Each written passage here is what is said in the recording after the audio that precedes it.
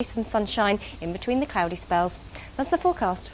Looks like England are going to have to save the Test match without the help of the weather. There you go. That's your thought for the day, is it? It is indeed, yeah. We'll be back at the same time tomorrow, so do join us then from 7 o'clock. Let's see you then. For now, have a very nice day. Bye-bye. And bye-bye from me.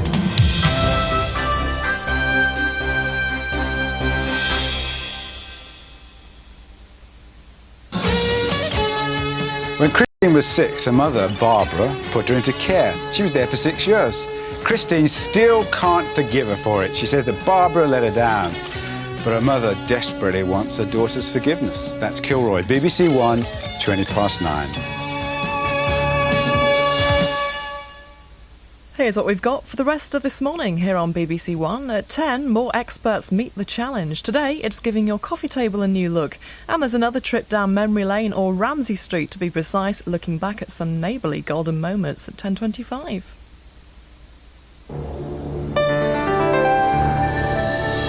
But before all that on BBC One, we're all over the shop.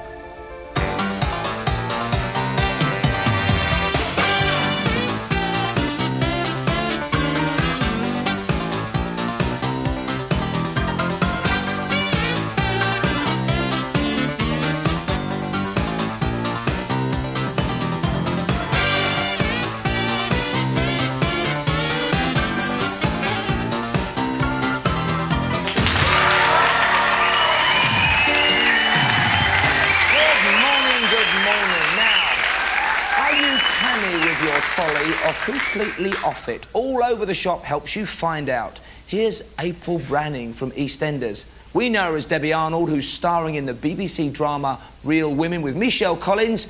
Debbie loves anything old and highly polished with well-turned legs. Just as well because she's sitting next to David Dickinson, the smoothest antiques expert of them all.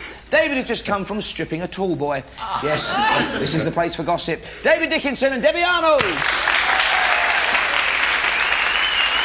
And on my left, the man with the huge hose, and we're not talking socks, Ben Onwuekwe, recall from London's Burning, and with Ben is John Maloney, the funniest man on television. Well, the funniest man on television at this precise time in the morning. John Maloney and Ben Onwuekwe.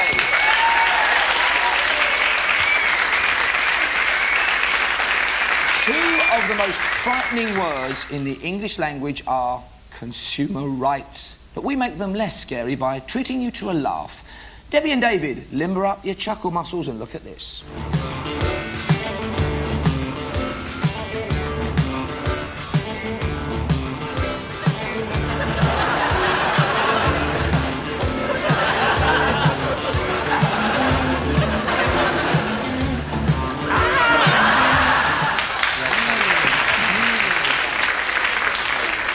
So, Debbie and David, who is to blame? The people who left the door up or the poor, pathetic pedestrian for not looking where he was going? What do you reckon? Well, that's a hard question to answer. I think it's got to be the door open, hasn't it? What, the fact that they left it open? Absolutely, well, sure. No, I mean, surely you should look where you're going. Whose responsibility? I think it's your responsibility for not looking where you're going. And he thinks it's the... Yeah. I'm going to go with him, actually. You're right to go with David. It was most definitely the fault of the people who left the door up. Really? They had made no attempt to draw attention to the hazard, but it is likely that the court might reduce any claim for personal injury to take account of the fact that that dipstick wasn't looking where he was going. Right. So 2 points and a follow-up question. If you suffer a personal injury, within how many years of being aware of that injury must you lodge your claim? Is it 3 years, 5 years, or 7 years? I think it's 7. I also think that, yeah. I think it's 7 too. 3 years, no points on the follow-up. Oh, he was being really sneaky. You nodded then. Can't trust boys, Debbie, you should know that. Over to Ben and John. Now, Victor Meldrew has found himself in a bit of a sticky situation, chaps. Victor, what are you doing? Take that off your head. I'm boiling, Margaret. I have just put super glue on that glass. I just stuck the bottom in where it had come out. Oh, my God! Don't! It's stuck solid! Don't pull at it, you'll take the skin away! Know how quickly that stuff sets! Oh, brilliant. Absolutely brilliant.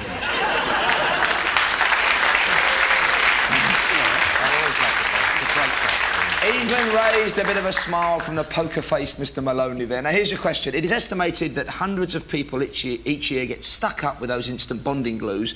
What is the first thing you should do if you get any sort of glue in your eyes? Swear. Yeah, after you swap. After the expletive has passed the lips. Right. What will you do for medical reasons? Lots of water. Lots of water. Wouldn't you say that? Yeah. Water? Yeah, or beer. Or beer. Drink it, pour it on your head, what would you... Yeah, you'd splash it liberally around your eye area. Vis-a-vis the temperature of the aforementioned water. I knew you'd ask that. You It's see. got to be hot, isn't it? It's got to be hot, maybe slightly soapy. Well, no, you don't soap in your eye, no. Well, no, you've got glue in it already. Join us again for Remedies Over the Back Fence with John and Ben. You know, might as well turn it into a bit of a party. Well, I'm going to be brutal. Yes. And not give you the point. You should wash your eyes with copious amounts of cold water. And then seek medical advice. And most people, 80% of people who turn up in hospitals with their eyelids stuck together have got that way because they were looking at the tube of glue, which isn't... Don't do it. It's silly. Here's your follow-up question. Under which of the following circumstances can a shopkeeper be prosecuted for selling glue? For selling it to anyone under the age of 18, or to anyone who appears under the age of 18, or to anyone under the age of 18 that he knowingly sells it to for purposes of intoxication? One of those three. Anyone under the age of 18, anyone who looks under 18, or anyone that he knows is going to use it for purposes of intoxication. I reckon just on the legal aspect, because like landlords and pubs and that, they can sort of like not let somebody in because they may appear under 18, because they've got to have that kind of legal grey area, may I say. Yeah, but who looks 18 to one publican might look 27 to another publican, so it's got to be the actual age. I mean, when I used to go to the pub when I was about sort of 16... No. My mate used to always go to the bar because I'd sort of say, pint of shandy, please. And he'd go, why is it always me who's got to buy the lager? And the reason was because he had the money. Right, okay. If we can draw you back from memory lane, the point is, John. I think it's the first one. Okay, I'll go with that? Yes, I'll go with Just that. selling it to anyone under the age of 18, you're continuing as you started, no points, because it's if he... You're right, Debbie, number 3, if he knowingly sells to an under 18-year-old for purposes of intoxication. If we look at the scores, 0 for John and Ben, 2 for David and Debbie. It's not much, but they're in the lead. Now, though, fingers crossed for some points. Where there's muck, there's brass. Not a reference, chaps, to you two, but can we tell one from the other? We have 2 tests for the teams. The first asks them to match goods to their prices. Debbie Arnold and David Dickinson, 3 consumer desirables from the 70s. A Morphy Richards toaster from 1975, a Clairol turbo-powered hairdryer from 1978, and a pair of Star of Edinburgh crystal champagne glasses on sale in 1976. And your 3 prices to match to those products are £10.75, £6.50 and £13.60. But which price belongs to which? Debbie, the hairdryer. You go for the crystal glasses, you see? You go for the hairdryer. All right, David, you mean you never use a hairdryer? Occasionally. 6 points up for grabs, 2 points for each one you get right. What do you think, David? Well, I don't know, you see. I don't know how much crystal was. I'm going to leave you to the crystal. You think the crystal was the most expensive? I would have thought so. 76, though. Yeah, let's go for... 10.75, 6.50 and 13.60, your 3 prices available. Well, then I think that... No, because the hairdryer would be more than £6.50. In 78. Is it a little brawn hairdryer? I think we should be the other way around with those 2.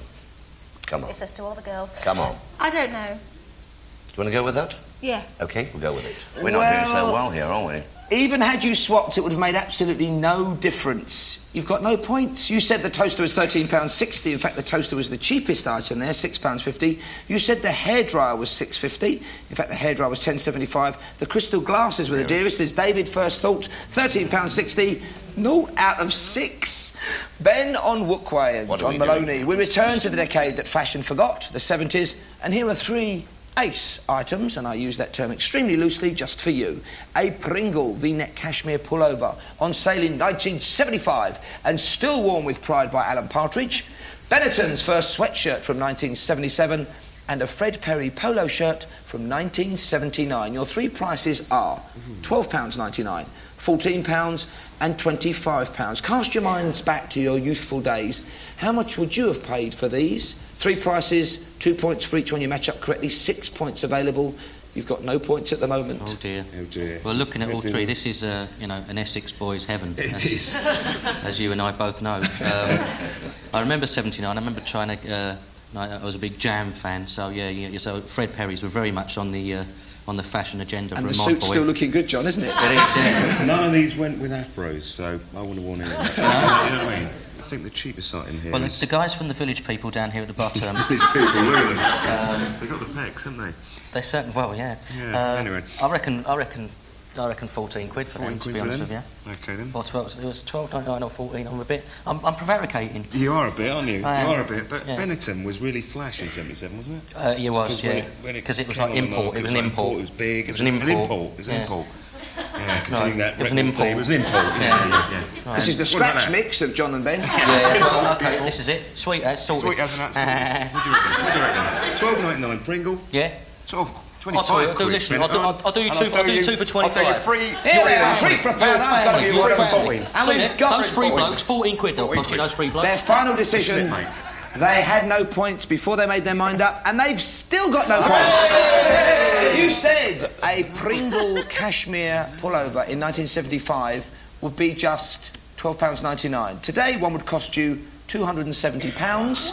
Wow. £25 was the correct price then. You said the Benetton sweatshirt was £25, so that was £14. It was the Fred Perry polo shirt that was £12.99, not £14.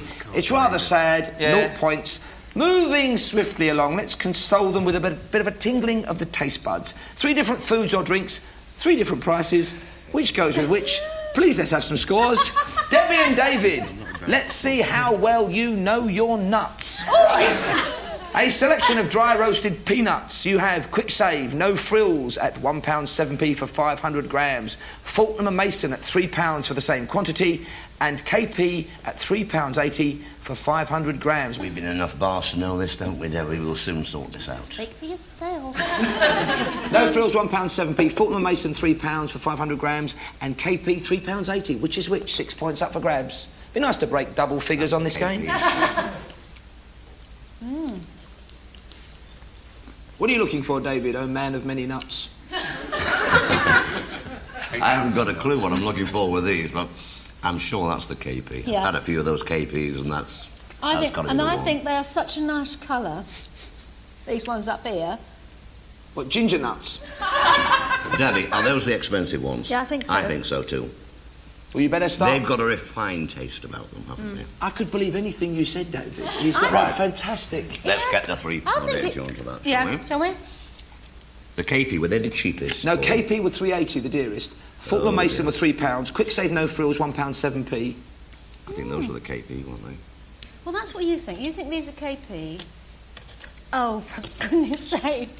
They're nuts. She's They're got... nuts. OK, well, you said the Red Bull was Fortnum's at £3. You're right for 2 points. Well done. Give a round of applause. Because you're hopelessly wrong on the other two. The ones you enjoyed so much in the yellow dish, you thought were the KP were the cheapest. They were the Quick Save No Frills. Just shows you. And in the blue dish, you had the KP at £3.80, but you put £1.7p, 2 out of 6, moving swiftly along, but at least they've doubled their scores. For our lads, John and Ben, some good, honest redeem bitter ourselves. off the supermarket shelf. We have Asda's Own at 50p a pint, John Smith's at £1.12p a pint, and Fuller's ESB at £1.93 a pint. Well, the most expensive one will be the poshies because posh people are stupid. So how would you That's a tell good what's a lesson. posh bitter? You go, hello, would you like a pint of working class beer? And they go, oh, thanks awfully. Like that. That'd be You go, £7.99 "Oh," euro. like that. Right, that tastes very nice. Would one like to go outside for a little Well, bit of a tastes nice. fracas? Is one looking at one's bird? Yeah, taste that one. That's the best one. Yeah? That is the best. Yeah? So that's the All right. ESB 193, the blue. Well, I'll let John give me the... I think it tasting tastes version. fantastic, this one. He's back on the shandy. What do you reckon? What do you reckon? Yeah, I reckon that's a good one. 'Cause Okay. it's got a nice fine head on it. Put the ESB at 193 on that one then. Yeah, on the that's blue. right. Yeah, 2 to choose sorry. from then. Yeah, OK. John Smith at £1.12p a pint, Cheap and Asda at cheerful. 50p a pint. I reckon that one, that's the 50p one, to be honest with you. You right? Yeah. And then that's the 50p, to be honest with you. There's £1.12. That's the £1.12, darling. Look, I know what he's going to say now. Do you know what he's going to say? He doesn't half fancy me. I'll fancy you. What am I going to say, Ben? I'll fancy you. We're- No, you are going to say... We're best pals. You are totally wrong. Well, you're not totally wrong, and you've broken your duck, but you've only got 2 points. You've got one right, because you thought the blue was the most expensive, and it was. That was the ESB at 193. But the red wasn't Asda. The red was John Smith, £1.12p. The yellow was Asda, 50p. 2 points. If we look at the scores now on a mighty 2, it's John and Ben storming ahead with 4. Debbie and David. So to the last round, and thankfully there are lots of points to be scored. I'll give you a clue to the name of a product, either a slogan or a piece of music. Buzz in when you know the answer, and if you get it right, you'll get 2 points and a bonus question worth a further 2 points. But if you're wrong, the bonus goes to the other side. Fingers on buzzers. Here's the first slogan. For MASH, get what? And it's John and Ben. Smash. For 2 points. Well done! It's level pegging. Some tension in the game. Here's a bonus question just for Ben and John. You don't need to buzz in. Which of these contains the most vitamin C? Is it potatoes, apples, or cauliflower? Potatoes. Sure, it is cauliflower. No, I think it's potatoes. Inside the skin. OK, we'll go for potatoes. Come on. You know this, don't you, Ben? Yeah. You're going to say, yeah. You should have said cauliflower. Cauliflower was the right answer, Ben. It begins with C, doesn't it? It contains nearly twice as much vitamin C as potatoes, but spuds with their skins on contain more than twice as much as apples. No bonus points. Fingers back on buzzers. Here's a slogan that started in the late 50s. Which washing powder claimed, "Hold it up to the light, not a stain in sight"? And it's John and Ben. Surf. Is correct and uncanny. Did your mum buy like loads and loads of old boxes and you still had them when you were growing up or something? No, it's just that I'm a bloke and I've still got that box from 1958. And here is your bonus question in the form of a great big card. Yes. Take a look at this washing symbol. Equilateral. Oh, sorry. What does it stand for? Is it tumble dry, bleach can be used, or dry clean only? Tumble dry, bleach can be used, dry clean only. No checking, big fella. I think it's dry clean only. I'll go with that. Dry clean only. Dry clean only. Debbie and David, what would you have said? Oh, I don't know. No points, just humiliation. Do you not... Dry clean only. Dry clean only. Bleach can be used. No points on a record-breaking edition so far and all over the shop. Fingers back on buzzers. Listen carefully. Now, this music was used in an ad. Which one? And it's David and Debbie. Yes. Halifax. Halifax. Halifax Building Society is correct for 2 points. It's level again. 6 plays 6. No points for nodding sagely and miming it out. It's a buzzer deal. Oh, sorry. But not this time around. This is the bonus question just for you two. Right. What percentage of homes in the UK are owner-occupied? Is it 27%, 47%, or 67%? It's a large number. I think it's the top number. It's got to be 67%. You know, they say the French are only 20% or something. The English, we're real homeowners. It is 67%. Oh. See, we get another point. We The get some majority of the remaining 33% are privately rented or council-owned. You're now in the lead. Yeah, 8 plays 6. Fingers back on buzzers. Which chocolate bar do we associate with this tune? Big John. Yes. And it's David and Debbie. Yorkie. Yorkie is correct. You spat it out before David had a chance to say it. John Maloney, who's never tasted chocolate in his life there. No, Here good. is your follow-up question, your bonus question. No need to buzz in on this one, it's just for David and Debbie. Before the advertising geniuses with the ponytails and the Porsches wearing black came up with the name Yorkie, they were considering calling the chocolate bar by another name. What was it to be called? Was it Murphy, O'Hara, or Maloney? They wanted it butch and big. What were they going to call it if Yorkie hadn't picked him at the post? Probably Murphy. Murphy, O'Hara, or Maloney? Do you want to confirm? Murphy, O'Hara. The Murphy and O'Hara sounds too much like a beer. It's got to be Maloney, hasn't it? Murphy. It's not right either. It wasn't Murphy, it wasn't Maloney, it was nearly O'Hara. And Trek and rations were also considered. And that's the end of the game. And if we look at the scores, thankfully we did make it to double figures, but it wasn't John and Ben. They've got 6 in the lead with 10. David and Debbie!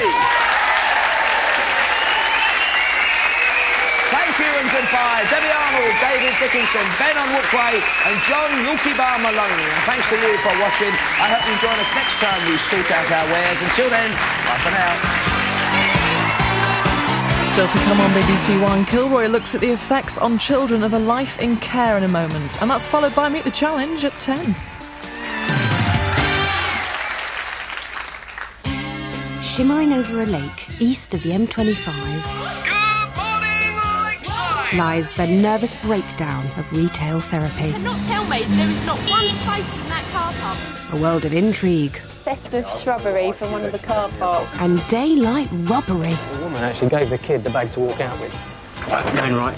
Thurrock will never be the same again. You're not getting in. Sorry. Lakesiders begins tonight at 8:30 on BBC One. Jane McDonald is coming home. Oh, I like this. This is wonderful. Back in Blackpool for a taste of the high life. This is just wonderful. I can't believe this is happening. Sailing back to the Caribbean, but not to sing. Just a little taste of the wedding night. Check in with some familiar faces and a wedding day to remember when Jane gets married in a cruise special. Friday, 8:15 on BBC One.